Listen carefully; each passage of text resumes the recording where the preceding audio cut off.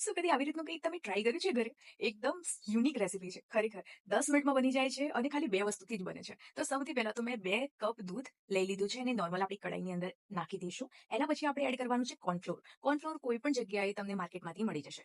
2 ચમચી cornflour add કર્યું, 2 ચમચી શુગર એડ કરવાનું છે. તમે જેટલું સ્વીટ ખાતા હોય ને એ પ્રમાણે ઓછું વધારે તમે કરી શકો છો. બસ રેડી છે. હવે બીજું કોઈ જ વસ્તુની રિક્વાયરમેન્ટ નથી. સરસ રીતે આને વિસ્ક કરવાનું છે, જેના કારણે કોર્નફ્લોરના કોઈ પણ લમ્સ રહી ના જાય અને જે આપણી આ ડિશ છે ને એકદમ ફેન્ટાસ્ટિક રેડી થઈ જાય. ખરેખર એક વખત ટ્રાય કરો અને એક વખત ખાલી ખાઓ, તમે આના ફેન થઈ જશો. આના ફેન થશો, સાથે સાથે તમે મારી ચેનલ અને મારી રેસીપીના પણ ફેન થઈ જશો. હવે ગેસ ઉપર મૂકીને સરસ રીતે આને ચલાવતા રહેવાનું છે, જ્યાં સુધી જે આ દૂધ છે ને ગાળું ના થઈ જાય. દૂધ ગાળું થાય છે ત્યાં સુધી સાઈડમાં એક કેક કન્ટેનર મેં લીધું છે, એની અંદર બટર પેપરને આપણે આવી રીતે લગાવી દઈશું.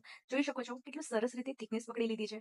કન્ટિન્યુઅસલી ચલાવતા રહેવાનું છે, જેના કારણે જે દૂધ છે એ નીચેથી ચીપકશે નહીં અને બળશે નહીં, અને જ્યાં એકદમ મિલ્કી રીતે રેડી થશે, એકદમ મિલ્કી ટેક્સચર આવી જશે, એકદમ જેલી ટાઈપ, ત્યાં સુધી આને વિસ્ક કરો જ્યાં સુધી આની અંદર થિકનેસ દેખાવા ના લાગે.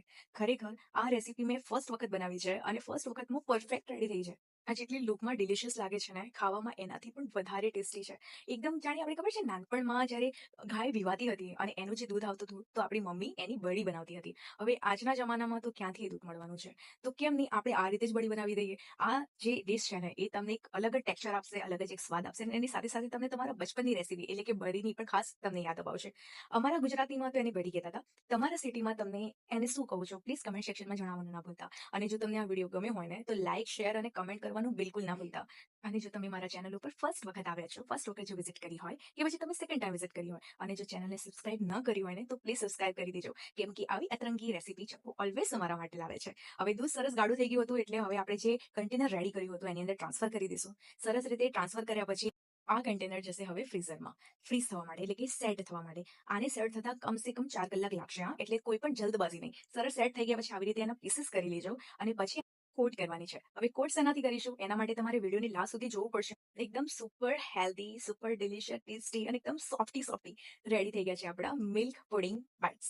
હાજી, આપણે આને નામ આપીશું મિલ્ક પુડિંગ બાઇટ્સ. હવે કોટિંગ આપણી રેડી છે, તો કોટિંગમાં શું છે, આ છે મિલ્ક પાવડર. હા, માર્કેટમાંથી 10 રૂપિયાનું પેકેટ લાવી લેજો અને આને સરસ રીતે કોટ કરી લેજો. સિરિયસલી કોટ કર્યા પછી જ્યારે એને ફર્સ્ટ વખત તમે આને ખાશો ને તો તમે ફેન થઈ જવાના છો.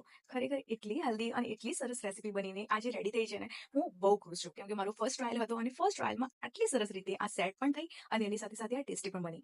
તો કેવું લાગે તમને વિડીયો? લાઈક કરવાનું ના ભૂલતા, શેર કરવાનું ના ભૂલતા અને કમેન્ટ કરવાનું પણ બિલકુલ ના ભૂલતા. તમે આને એરટાઇટ કન્ટેનરમાં પણ મૂકી શકો છો. આ કમસે કમ 3 થી 4 દિવસ સુધી આ રહી શકે છે, એટલે કે આ બિલકુલ પણ ખરાબ નહીં થાય.